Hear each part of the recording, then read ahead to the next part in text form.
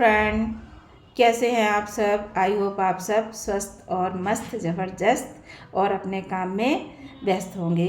So friend, हमेशा की तरह मैं यही कहूँगी कि आप मेरे वीडियो को लाइक करें, कमेंट करें, शेयर करें। अगर अच्छा लगे तो उसको आगे बढ़ाएं, नहीं अच्छा लगे तो डिसलाइक भी कर दें। तो फ्रेंड, मैं आपको बताती हूँ कि एक कहानी सुना रही हूँ जो कानपुर स्थित तपेश्वरी मंदिर की है। और ये सच्ची कहानी है, सच्चा मंदिर है।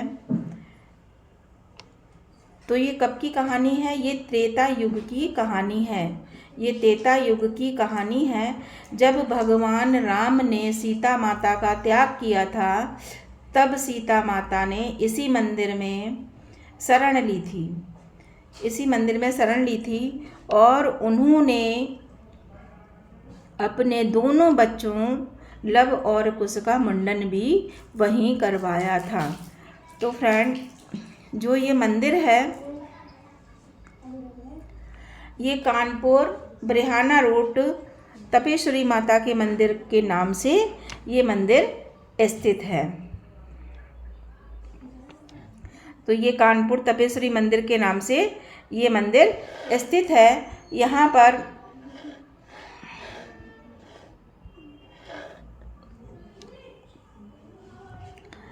बहुत भीड़ लगती है, मुंडन संस्कार भी होते हैं।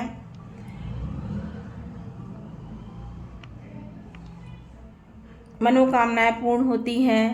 ये मंदिर बहुत ही ऐतिहासिक मंदिर है। और भगवान राम ने सीता का जब त्याग किया था तो माता सीता यहीं जाकर रुकी थी।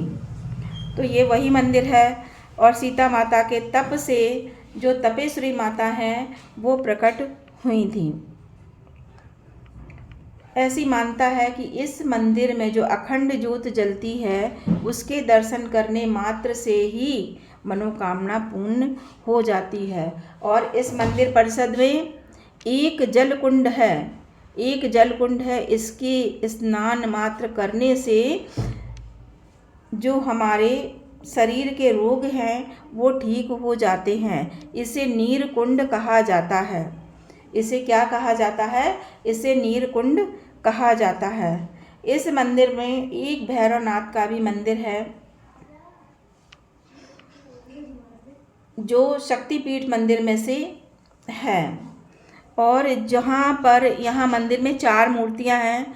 तो पता नहीं सीता माता की मूर्ति कौन सी है, ये आज तक कोई भी पता नहीं लगा पाया। तो ये मंदिर विशेषकर मुंडन के लिए इसलिए प्रसिद्ध है क्योंकि यहाँ पर लव और कुश का मुंडन हुआ था। इसलिए ये मंदिर मुंडन के लिए प्रसिद्ध है। और इस मंदिर में बहुत से चमत्कार होते हैं। ये बहुत चमत्कारी मंदिर है।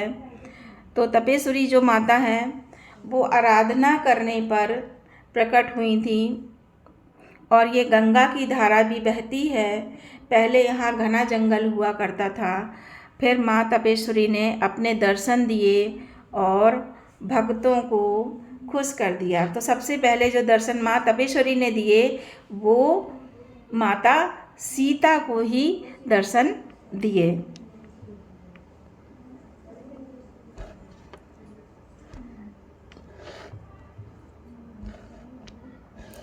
तो जब ये मंदिर है, यहाँ जो अखंड ज्योत जलती है, तो उस ज्योति को देखने के लिए नवरात्र में बहुत भीड़ लगती है।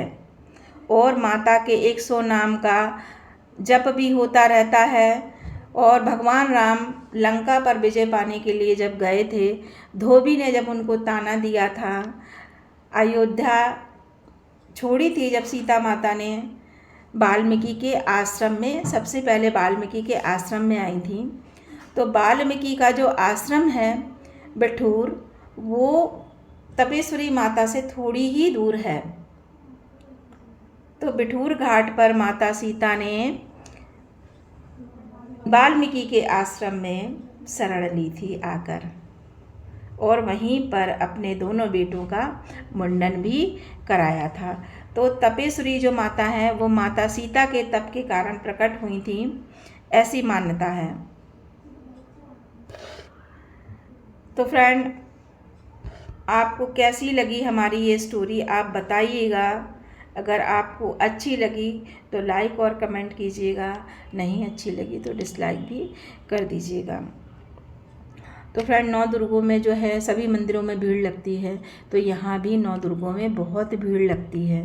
कई लोग तो अपनी जीभ भी काट कर चढ़ाते हैं और वो पुनः ठीक भी हो जाते हैं।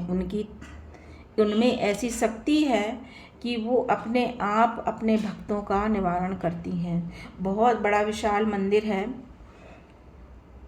और 9 दुर्गों में तो वहाँ पर इतनी भीड़ होती है फ्रेंड, इतनी भीड़ होती है जिसकी कोई हद नहीं है, पैर रखने के लिए जगह नहीं मिलती।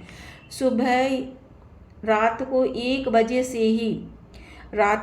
बजे से ही वहाँ लाइन लगनी होती है, तब जाके सुबह आपको 3 बजे उनके दर्शन मिलते हैं और हो सकता है 6 बजे तक भी दर्शन ना मिले, इतनी भीड़ होती है वहाँ पर। ये बहुत